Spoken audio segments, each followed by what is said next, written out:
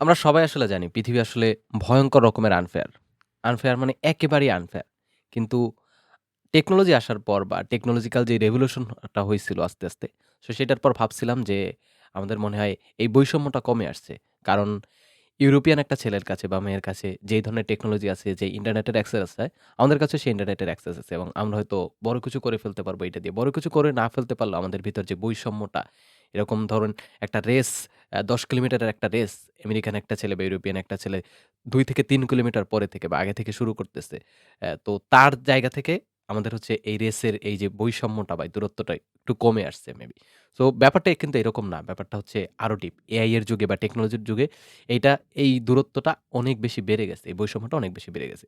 তো আমি একটু এক্সপ্লেইন করি। হয়তো ২ থেকে ৩ মিনিট লাগবে। চাইলে দেখতে পারেন। আর না হলে স্কিপ করতে পারেন। Okay. That's up to you. ১ম কথা হচ্ছে আমরা আমাদের এই যে প্রচলিত সমাজ ব্যবস্থা আছে, সমাজ ব্যবস্থাকে টিকিয়ে রাখার জন্য অনেক মানে মিথ্যা কথা আমাদেরকে বলা হয়। যেইটা হচ্ছে আমরা ছোটবেলা থেকেই শুনে আসছি। যেমন হচ্ছে রবার্ট ব্রুসের গল্প দিয়ে আমাদেরকে বলা হয় যে হ্যাঁ, যত বেশি পরিশ্রম করতে পারবা, পরিশ্রমের সফলতার চাবিকাঠি। বারবার পরিশ্রম করো। বা ছোটবেলা থেকে এটাই শিখানো হয় যে পরিশ্রম করলে যেকোনো কিছু অ্যাচিভ করা সম্ভব। আসলে পৃথিবীর একটা ভয়ংকর সত্য হচ্ছে পরিশ্রম করলে সবকিছু অ্যাচিভ করা যায় না বা পরিশ্রমই সফলতার চাবিকাঠি না। হ্যাঁ, পরিশ্রম হয়তো একটা ফ্যাক্টর বাট এরকম অনেকগুলো ফ্যাক্টর আছে। যেমন হচ্ছে আ কি বলে? আ পা উম পা পরিশ্রম করলে যে সফলতা আ পাওয়া যায় না, এটা হচ্ছে বা পরিশ্রম করলে আমাদের এই যে বিদ্যমান যে সোসাইটি আছে বা সমাজ কাঠামো আছে, এটাই বিরাট একটা প্রবলেম আছে। এটার ব্যাপারে ১ম এ আমি জানি হচ্ছে ইসের মাধ্যমে কি বলে? 'অ্যানিমাল ফার্ম' নামে একটা বই আছে জর্জ অরওয়েলের। এই বইটা পড়ার পর সর্বপ্রথম এটার ব্যাপারে আইডিয়া পাই। তারপর হচ্ছে সাকলায়েন খানের ডকুমেন্টারিটা অনেকে হয়তো দেখছেন। ওইটা থেকে একটু আইডিয়া পাই। তারপর হচ্ছে রিসেন্টলি আমি হচ্ছে একটা বই পড়ছিলাম যেটা হচ্ছে 'নীল' বই, আহসান আজিজ সরকার। উনার একটা ভিডিও আছে। ওই ভিডিওটা থেকে আমি যেই কথাগুলো বলছি মেক্সিমাম উনার ভিডিওতে আছে। চাইলে আপনারা দেখে নিতে পারেন। সো এখানে উনি বলছিলেন সোশ্যাল মোবিলিটি ইনডেক্স বলে একটা জিনিস আছে যেটা হচ্ছে বাংলাদেশের অবস্থান হচ্ছে ৮০ নাম্বারে। সরি ৮০ টা দেশ নিয়ে গবেষণা করা হয়েছিল। এখানে বাংলাদেশের অবস্থান হচ্ছে ৭৮ নাম্বারে। মানে পিছনে ৭৮ নাম্বারে অবস্থান। এটা হচ্ছে একটা জেনারেশন বা একটা মানুষ জন্মগ্রহণ করার পর তার লাইফে উন্নতি করার পসিবিলিটি কতটুকু সেইটার হিসাবে। যেমন একটা মানুষ যদি ধরেন আমার জন্ম হইছে একটা ৳২০,০০০ মাসিক আয় করা পরিবারে। সো আমি যদি ৳৪০,০০০ মাসিক আয় করা পরিবারে জন্ম নিতে চাই বা একটা ক্লাস থেকে অন্য একটা ক্লাসে লোয়ার মিডল ক্লাস থেকে আপার মিডল ক্লাসে শিফট হতে চাই, তাহলে আমার কত সময় লাগবে? মোস্ট প্রবাবলি ৯ টা প্রজন্ম সময় লাগবে বা হচ্ছে ১৭৫ বছর সময় লাগবে গড়ে। এটা একেবারে স্পেসিফিক ফিক্সড না। গড়ে এত বছর সময় লাগবে। সো আমি সবগুলো হচ্ছে ওই আ কি বলে? হাসান আজিজ সরকারের ওই বইটা থেকে আর হচ্ছে উনার ভিডিওটা থেকে এই কথাগুলো বলছি। তারপর হচ্ছে এআই এর ব্যাপারগুলো বলছি। সো এরকম অনেকগুলো জিনিসের উপর আপনার সফলতা আসলে নির্ভর করে। যেমন শুধুমাত্র পরিশ্রম করলে যে সফল হওয়া যায় না এটার ভুরি, ভুরি উদাহরণ আমাদের কাছে আছে এবং আমরা যারা টিচার তারা হয়তো বুঝতে পারি। আমরা অনেকে হয়তো বলি যে, "ও পরিশ্রম করে না এজন্য পায় না।" এটা হচ্ছে মানে একেবারে মিথ্যা কথা। বুকে পাথর চাপা দিয়ে বলতে হয়। কারণ অনেকে কষ্ট পাবে বা গার্ডিয়ানরা কষ্ট পাবে। এত টাকা ইনভেস্ট করছে তারা কষ্ট পাবে। বাট এটা একেবারেই মিথ্যা একটা কথা যে পরিশ্রম করলেই একটা স্টুডেন্ট হয়তো পরিশ্রম করছে। ও জীবনেও হয়তো কোথাও চান্স পাবে না। লেটস সে আমরা হচ্ছে বাংলাদেশের ফেমাস কয়েকজন স্টুডেন্টের উদাহরণ দিয়ে দিতে পারি। যেমন আনাস ভাই এটা প্রায়ই বলে যে, আসির আনসুম খান, তারপর হচ্ছে মেহরাব হক জিহাদি কিংবা অনিক সরকার এদেরকে যদি বান্দরবানের কোনো জঙ্গলে রেখে আসা হয়, তারপর ঐখান থেকে ওরা বুয়েটে ফার্স্ট হয়ে যাবে।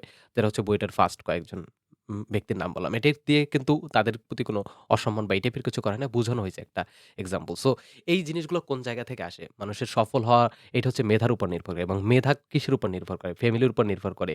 তার ফ্যামিলির ইনকাম কিরকম সেটার উপর নির্ভর করে। তার ফুড হ্যাবিট কিরকম, ছোটবেলায় কি খাবার বা কি ধরনের এনভায়রনমেন্ট তার ফ্যামিলি প্রোভাইড করেছে। এটা অনেকগুলোর উপর নির্ভর করে। তারপর হচ্ছে আর্থসামাজিক অবস্থান, কোন জায়গায় জন্মগ্রহণ করছে সেইটার উপর নির্ভর করে। এরকম অনেকগুলো ফ্যাক্টর আছে। মোস্ট প্রবাবলি ১,০০০ এর মতো ফ্যাক্টর আছে। যেমন যেই এলাকায় থাকে যে এলাকায় জন্ম হয়েছে একটা মানুষ, সেই এলাকার বাতাসের কোয়ালিটির উপরও হচ্ছে নির্ভর করে। মানুষের সফলতা নির্ভর করে। যাই হোক ওইটা ডিফারেন্ট ইস্যু। এগুলো হচ্ছে ছোট, ছোট ফ্যাক্টর। বাট পরিশ্রম করলে যে সফল হওয়া যায় না, সেটার হচ্ছে একটা মানে আ একেবারে প্রতিষ্ঠিত সত্য এখন এবং এইটা আপনাকে মাথায় নিয়ে ইন অ কাজ করতে হবে যে আপনি পরিশ্রম করলে সফল হতে পারবেন না বা পরিশ্রম করলে সবার সাথে উঠতে পারবেন না।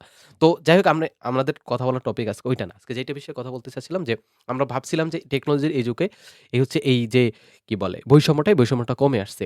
যে মানুষের বৈষম্য যেমন ইউরোপিয়ান বা আমেরিকান একটা ছেলে যেই ধরনের সুযোগ সুবিধা পাচ্ছে বাংলাদেশের একটা ছেলে বা মেয়ে সে ধরনের সুযোগ সুবিধা পাচ্ছে না। সো এই বৈষম্যটা কমে আসার কথা চিন্তা করছিলাম। কারণ বিভিন্ন সময় এমন করে অ্যা বিল গেটসের উদাহরণ দিয়ে বলছিল কোন একজন মোস্ট প্রবাবলি ওয়ারেন বাফেটের একটা বইতে একেবারে উদাহরণ দিয়ে বলছিল এরকম বাংলাদেশ বা পাকিস্তান, ইন্ডিয়া এরকম ২ টা দেশের কথা বলছে। সো এই দেশের একটা ছেলে বা মেয়ে যখন পৃথিবীর কোন জায়গায় যখন ওই জায়গায় পড়তেছিল তখন হচ্ছে বিল গেটস কম্পিউটার ইউজ করছে। যখন হচ্ছে বাংলাদেশে ঠিকভাবে এডুকেশন সিস্টেম ঠিক ছিল না। তখন হচ্ছে বিল গেটস তার স্কুলে বসে পৃথিবীতে ২ টা মোস্ট প্রবাবলি কম্পিউটার ছিল। তাদের একটা ছিল তাদের স্কুলে। সো ওই অবস্থা থেকে দ্যাটস ওয়াই বিল গেটস আজকে বিল গেটস হইছে। হ্যাঁ, হয়তো বাংলাদেশে ওই সময় একটা কম্পিউটার থাকলে বিল গেটস হইতো না। বাট বড় কিছু তো হইতো। যেমন যেইখানে পৃথিবীতে যেই জিনিস শুধুমাত্র ২ টা আছে সেইটার একটা নিয়ে কাজ করতে পারতেছে একটা স্টুডেন্ট বা একজন স্টুডেন্ট ওইটা নিয়ে গবেষণা করতে পারতেছে। সো obviously তার সাকসেসফুল হওয়ার পসিবিলিটি বেড়ে যায়। যাই হোক এখন যেখানে ছিলাম যে এআই এর ব্যাপারে। দেখেন এই যে বৈষম্যটা তো আগে থেকে ছিল। এখন বৈষম্যটা আবার বাড়ছে কিভাবে? প্রতিনিয়ত নতুন এআই টুলস আপডেট হইতেছে। প্রতিনিয়ত মানে প্রতিদিন এ একটার পর একটা সাথে একটা টুলস আসতেছে। ওইটাকে কয়েকদিন পরে ওইটা এসে আরেকটা এসে ওইটাকে রিপ্লেস করে দিচ্ছে। এখন কথা হচ্ছে বাংলাদেশের একটা ছেলে বা মেয়ের কার সাধ্য আছে সিম্পল একটা যেকোনো একটা এআই টুল ভালো একটা এআই টুল ধরেন OpenClaw বা হচ্ছে অ্যা Claude বা যেকোনো যেগুলো হচ্ছে কাজ করা যায় এরকম একটা এআই টুল বা যেকোনো একটা অটোমেশন সফটওয়্যার N8N এগুলো নিয়ে কাজ করে দেখার মতো। ধরেন কোন কাজ করে না। একজন ফ্রিল্যান্সার এর কথা বলতেছি না। ফ্রিল্যান্সিং যারা করে তারা কিনতে পারে। বাট একটা নরমাল ছেলে $২০০ দিয়ে সাবস্ক্রিপশন কেনার মতো এবিলিটি বাংলাদেশের কয়টা ছেলের আছে? মেক্সিমাম ছেলে বা মেয়ের বাংলাদেশে কিন্তু এবিলিটিটা নাই। বাট একটা আমেরিকান বা ইউরোপিয়ান একটা ছেলে-মেয়ে বা যার বাবা-মা ধনী বা যাদের টাকা পয়সা আছে তারা কিন্তু ওই এআই এর যে মানে সাবস্ক্রিপশন আগে থেকে নিয়ে বা এআই আগে থেকে ইউজ করে ওরা কিন্তু আস্তে আরো বেশি আপডেট হয়ে যাচ্ছে। সো এক বৈষম্যটা এই জায়গায় ছিল। এখন হচ্ছে যেই ছেলেটা এই জায়গায় আছে ও কিন্তু এআই ইউজ করতে পারতেছে না। Maximum AI just free version ChatGPT এর সাথে হয়তো চ্যাট করতেছে। Gemini ফ্রি ভার্সন ইউজ করতেছে। বাট ইউজফুল কিছু এআই দিয়ে ইউজফুল যেই জিনিসগুলো করা যায় সেগুলো করতে পারছে না। দেশের ২ টা ছেলে-মেয়ের মধ্যেই বৈষম্য তৈরি হয়ে যাচ্ছে। কারণ হচ্ছে যেই ছেলে বা মেয়েটা ধনী ও কিন্তু ওই টুলস গুলা কিনতে পারতেছে। ওই টুলস গুলা কিনে ও হচ্ছে প্র্যাকটিস করতে পারতেছে। হ্যাঁ, সবাই obviously টাকা থাকলে অনেক বড়লোকের পোলাপান আছে যারা হচ্ছে কোন কিছুই ইউজ করে না। এগুলা তাদের থাকা সত্ত্বেও তারা এগুলো ইউজ করে না। তারা এগুলো ইউটিলাইজ করে না। It's different issue. বাট যারা ইউজ করতেছে তাদের কথা বলতেছি। সো তারা কিন্তু অলরেডি ও হয়তো একা ইউজ করে, ফ্রি ভার্সন ইউজ করে বা হচ্ছে টেকনোলজিক্যাল যে লিমিটেশন আছে ওগুলোর ভিতর থেকে এতটুকু আগাইছে। এর ভিতরে ওর ছেলেটা কিন্তু অনেক দূর আগায় গেছে। এখন ওইটার সাথে এইটার সাথে যদি আমি হচ্ছে ইউরোপিয়ান বা আমেরিকান একটা ছেলের কম্পেয়ার করি, তখন কি হয় ওরা কিন্তু আরো উপরে উঠে যাচ্ছে। কারণ কি? দেখেন যেকোনো ধরনের এআই রিলেটেড যে কোম্পানিগুলো Anthropic বলি, তারপর হচ্ছে OpenAI বলি, এগুলোর সাথে ডিরেক্টলি বিভিন্ন আমেরিকান বা ইউরোপিয়ান ইউনিভার্সিটি কোলাবোরেশন হয়। ওদের ইউনিভার্সিটিগুলো ইনফেক্ট অনেক স্কুলে পর্যন্ত ইভেন্ট হয়। তাদের সিইও গুলোদের সাথে কথাবার্তা বলে। সো ওরা যেই নেটওয়ার্কটা পাচ্ছে বা ওরা একেবারে ডিরেক্টলি যেরকম একেবারে কি বলে?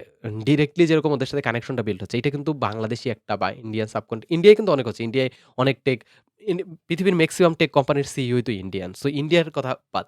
পাকিস্তান বলি, তারপর হচ্ছে নেপাল, ভুটান এরকম ছোট বা আফ্রিকার দেশগুলো বলি, তাদের ক্ষেত্রে কিন্তু সম্ভব হচ্ছে না। সো পৃথিবীতে কিন্তু আসলে সবকিছুই আনফেয়ার ভাই। মানে আমি এটা চিন্তা করে হয়ে গেছি যে আসলে আমরা প্রতিনিয়ত বলতেছি টিচাররা বলেন, তারপর হচ্ছে বড় ভাইরা বলেন, ভার্সিটি থাকলে আপনি অবশ্যই আপনার ছোট ভাইদের বলেন পরিশ্রম করো, সফল হও। বাট আসলে এটা সত্যি না। মানে এখন এই কথাগুলো বলার উদ্দেশ্য কি আন্দোলন করে দেওয়া? এই ওয়ার্লড অর্ডার চেঞ্জ করে সোসাইটি চেঞ্জ করে দেওয়া? না এরকম না। বা আ আ আমি যে ভিডিওটা থেকে রেফারেন্স দিয়েছিলাম সেটাই উনি বলছিলেন যে হ্যাঁ, আমাদের উচিত হচ্ছে সোসাইটির বা এই সোসাইটির বিদ্যমান সমাজ ব্যবস্থা চেঞ্জ করার ট্রাই করা। অথবা হচ্ছে এই বিদ্যমান সমাজ ব্যবস্থা যেখানে নাই সেইখানে চলে যাওয়া। সো ওইখানে হয়তো আছে বাট অন্যভাবে আছে যেটা আমরা গিয়ে ফিল করতে পারব না। কারণ হচ্ছে আমাদের কাছে ধরেন গ্রাম থেকে শহরে আসলে যেরকম শহরে কিন্তু ঢাকাতে আমরা অনেক লিমিটেশন ফেস করি। বাট গ্রাম থেকে একটা ছেলে আসলো তখন মনে করে কি না কি আছে। তো আমাদের ব্যাপারে আমরা যখন ইউরোপ, আমেরিকায় যাই তখন আমাদের ক্ষেত্রে এরকম হয়। ওদের কাছ থেকে হয়তো ওগুলা প্যারা লাগে বাট আমাদের কাছে ওইটা হচ্ছে স্বর্গরাজ্য মনে হয়। যাই হোক আমরা কি করতে হবে এখানে আমি আসলে নিজে জানি না। আমার কাছে জাস্ট মনে হইল যে এটা আসলে ঠিক না বা আমরা আসলে একটা বৈষম্যের ভিতরে আছি এবং পরিশ্রম করলে আসলে সফলতা পাওয়া যায় না। এবং আমাদের যে লিমিটেশন গুলো আছে এগুলোর সাথে নিয়ে চিন্তা করে কাজ করতে হবে এবং খুব বেশি আ কি বলে ওভার এস্টিমেট করে ফেলা উচিত না বা খুব বেশি এক্সপেকটেশন রাখা উচিত না কোন কিছুর বেলায়। তাহলে হয়তো I don't know পৃথিবীতে কি হবে, কয়দিন পর কি হবে, কোন জায়গায় পৃথিবী যাবে আমার কোনই আসলে আইডিয়া নাই। কারণ যা দেখতেছি এটা একেবারে আল্টিমেট chaos এর দিকে, একেবারে কমপ্লিট এনার্কির দিকে যাচ্ছে পৃথিবী। জানি না কয় বছর থাকবে এই ভিডিও বা আ আমরা কত বছর ঠিক থাকবো। যদি ঠিক থাকে দেখা হবে পরবর্তী কোনো ভিডিওতে। ততক্ষণ পর্যন্ত ভালো থাকেন, সুস্থ থাকেন। আসসালামু আলাইকুম।